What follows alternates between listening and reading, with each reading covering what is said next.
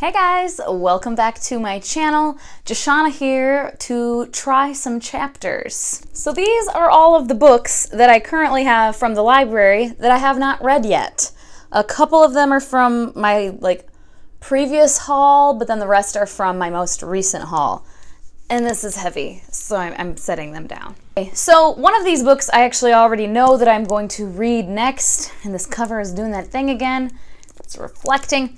I know I'm going to read this one next, so I didn't read anything from this. I didn't try a chapter. So that leaves me with 7 that I did already just a little bit ago, right before I started filming. I read the first chapter, or some of them were hella long, so I didn't actually read the whole chapter, but I read about 15 pages or so. So we'll start with autobiography. This is one where the chapter was kind of long, so I did not read the full chapter, but I read the first 10, 15 pages, and I liked it so far. I mean, it's a contemporary. I have heard really good things about this, so I do still plan on reading it. And this cover, I love rainbows and colorful things, so this is one of my favorite covers that I've seen in recent memory. I will read this one. I just don't know if I'm super jazzed to read this one first or sooner rather than later. The premise here from just memory is a boy who came out at his previous school as, I believe, bisexual. So no, I lied. He's not bisexual, from at least the synopsis. He's gay. And yeah, he ends up moving to a Mormon area, and he kind of goes back in the closet just to not deal with that, I guess. I've heard really great things about this, so I still plan to read it, but you know me and the YA contemporaries. This one was a random pickup from the library. It was just on a display, but hello, this cover, oh my god. And I did not realize until just now that I actually have 2 books by this author. These 2, both are Silvia Moreno Garcia, and this one I got in my recent haul. So this one is kind of jumping from the first chapter. The first chapter is 1999, but then the second chapter is 1988. So it looks like you're jumping between time, and the main character and her 2 high school friends in the 80s discovered a way to cast spells using music.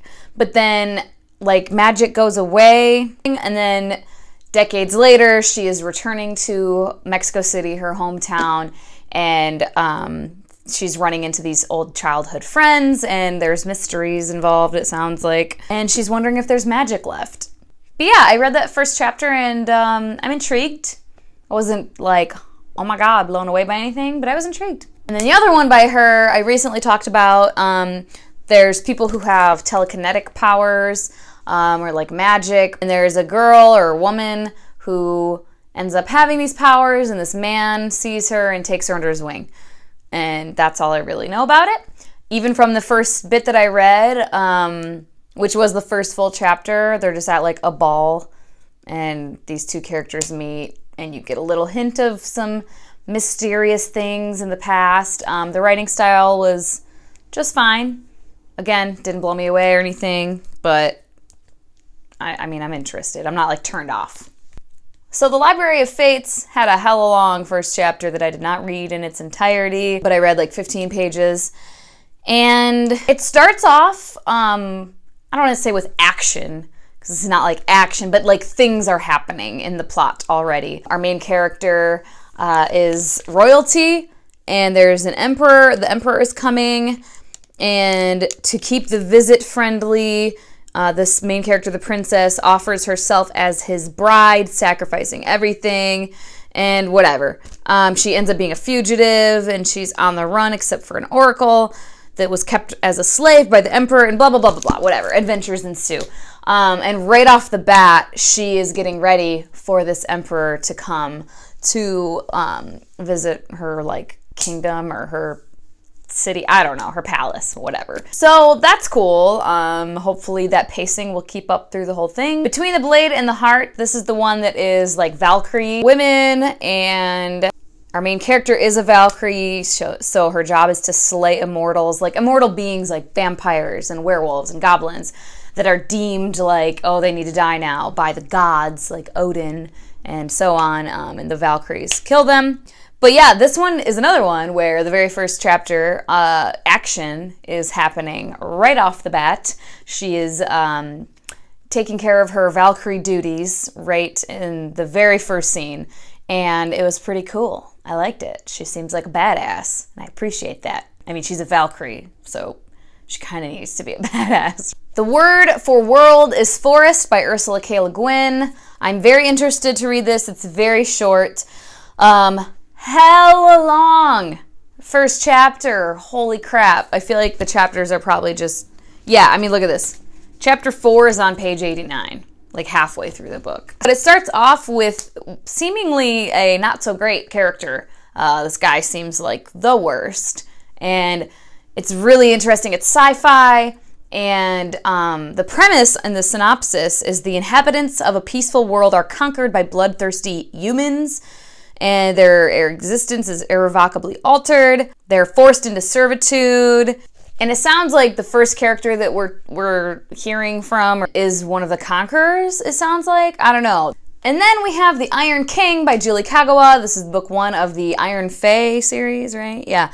And it's like an urban fantasy, so we're just like in our world, whatever. And the very first chapter is, I believe, who's going to be our main character. She's just like getting up in the morning, talking about her family and like being a teenager and like annoyed with her stepdad and whatever. But then some creepy shit happens and I'm home alone right now. And like I said, it's nighttime. I mean, my boyfriend's like going to be home. He just went to dinner with a friend. But yeah, like real creepy shit. Like, I don't even want to talk about it because it creeps me out. Monsters in closets. And I assume it's going to be a fae, but still, like the scene was like hella creepy. And I was like, oh, okay. Glad that's the end of the chapter because I'm a pansy and I'm scared now. Out of these, so trying to decide which one I will read after Gilded Cage. I am kind of a mood reader, so this could very well change. I'm still interested in all of these.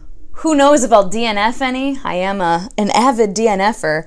If Gilded Cage doesn't go so great and I'm like hungry for like something really awesome, I'll probably grab either The Iron King or Between the Blade and the Heart, or Between the Heart and the Blade, or whatever the frig it was.